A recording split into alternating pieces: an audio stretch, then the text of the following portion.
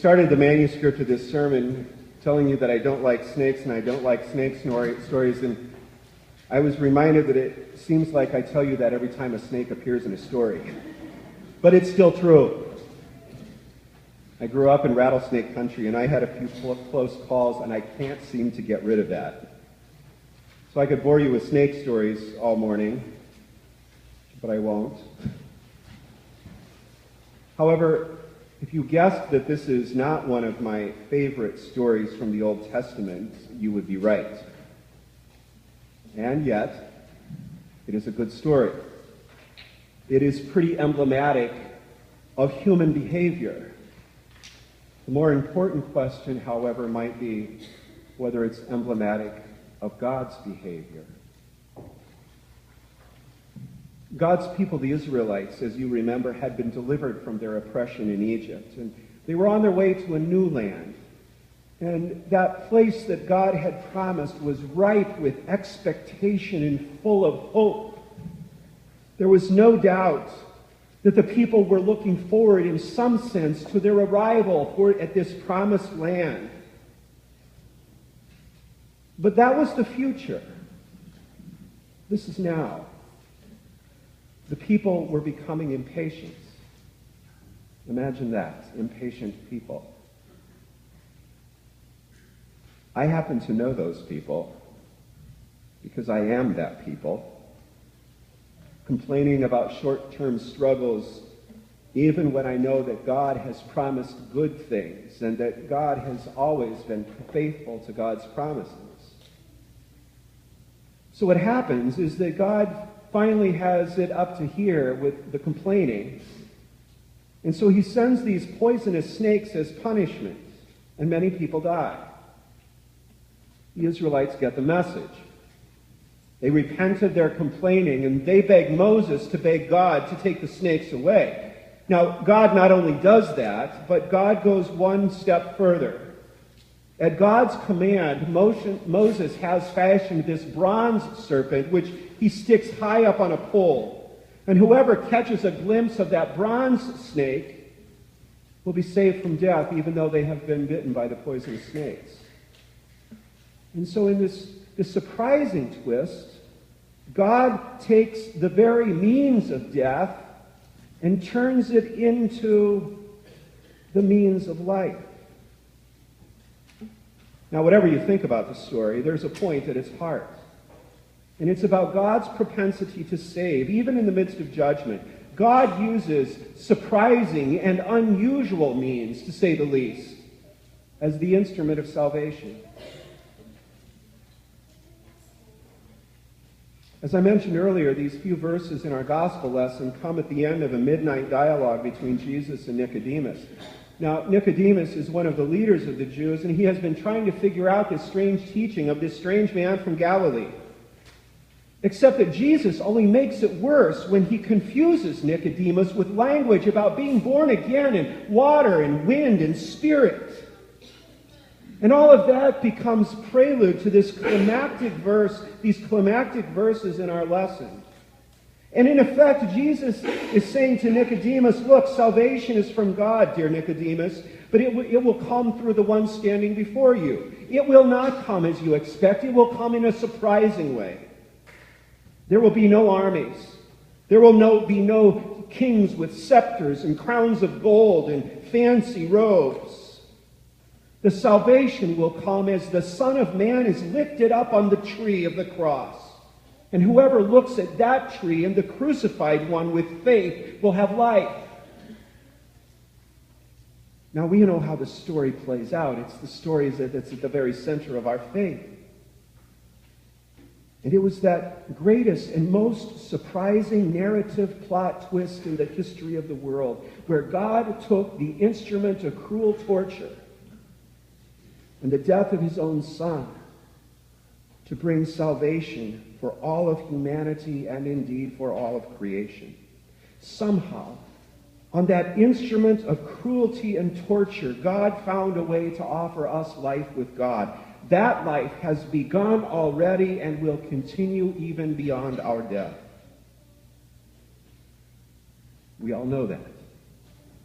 That's the Christian faith. And yet we seek life where it cannot be found.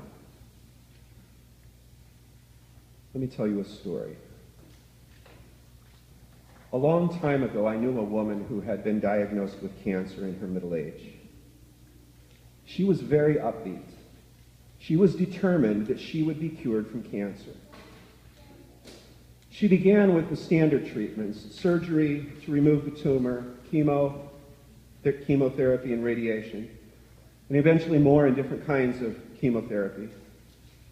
And through all the physical hardships of the chemotherapy, she remained remarkably and surprisingly upbeat. She was determined that she would be cured from cancer. Now, eventually, it became clear that the standard treatments were not working.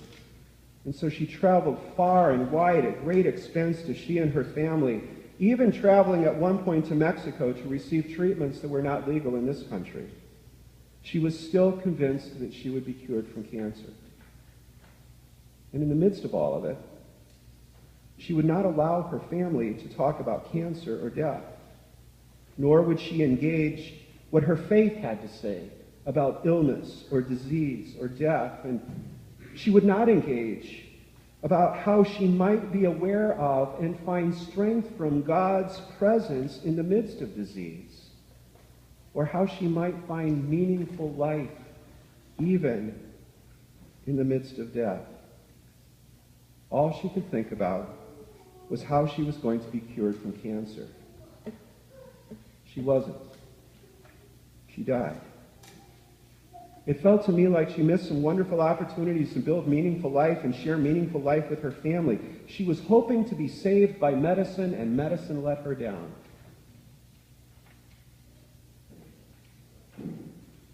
Now, I dare not pick on my friend as an isolated example, because all of us, every last one of us, looks for life where it cannot be found. There are 1,000 dead-end ways that we wrap our lives around things and give our time and attention to things, thinking deep down that somehow those things will be what we're looking for, that they will satisfy that deep longing or somehow make us happy.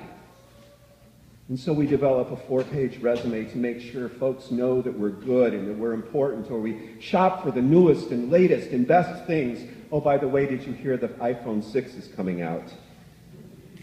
And we become the social butterfly that everybody wants at their party, and we make sure that we eat the right things and get the right amount of exercise. Now, of course, none of these things is bad in and of themselves. They just won't save us.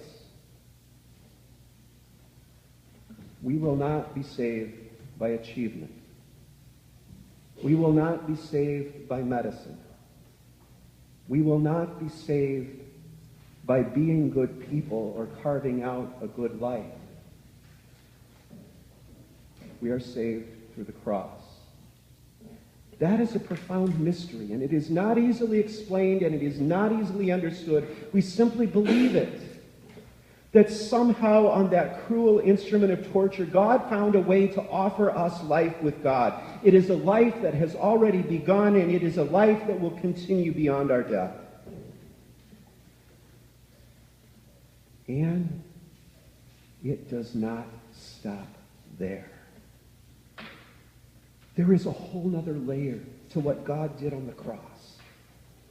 On the cross, God poured out all the violence and torture and bloodshed and revenge of a humanity with a propensity to incredible evil, and he called an end to it. The cross was the end of violence and torture and revenge. Through the cross, God offered us a different way to live with one another. Do you remember that on the night before he was crucified, Jesus gathered his disciples around that table, and he said to them, I give you a new commandment, that you love one another.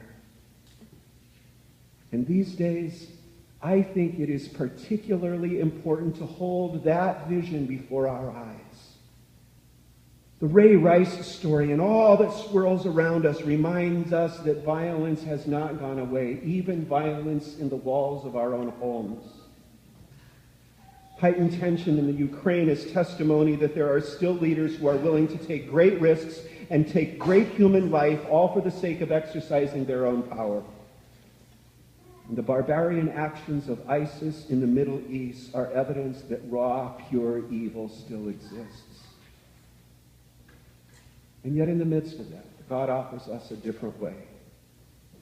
The cross is a reminder that we live by grace and not by achievement, and the cross is a reminder that community is built by love and not by power. Do you know that Christians did not put crosses on the walls of their homes or their churches until sometime well into the 4th century? It didn't happen until after Constantine outlawed crucifixions, and the memory of how disgusting and degrading this method of execution was had faded from people's memories.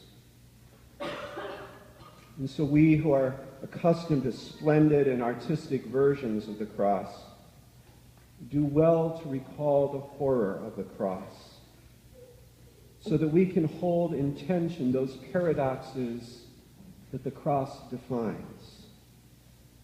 Holy Cross Day is a reminder, again, of the paradox of Christ. That salvation comes not through how we think it comes, not through what we prefer or what we want to do or what we construct.